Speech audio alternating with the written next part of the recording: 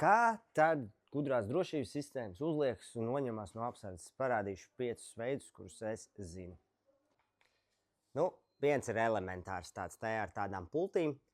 Var uzlikt gan uz apsardzes, gan uz nakts režīmu, gan ir trauksmes pogas, gan noņemt.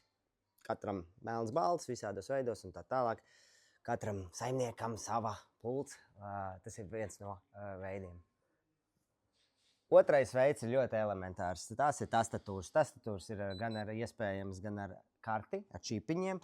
Tādiem kā man kabatā kaut kur ir. Jā, šajā gadījumā pīp, pap. Jā, šī tastatūra būs jau ar touchscreen un viņās var ielikt dažādus scenārijus, kā piemēram gaismas kontroli un citas lietas. Bet šeit ir tīri tastatūra uz touch.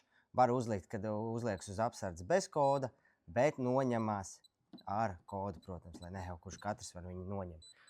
Tas arī viss. Un trešais ir vienkārši parasts karš lasītājs, čipi, kartes, viss kaut kas.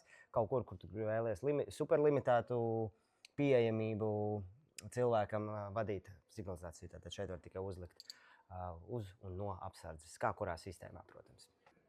Un pēdējās divas ir vai no aplikācijas kontrole, kur tev ir, protams, viss iespējamais, vai arī integrācija iekšā viedajā mājā, kādā citā trešajā sistēmā. Ļoti, protams, atkarīgs no projekta, bet tie ir visi 5 veidi, kā tu to vari kontrolēt.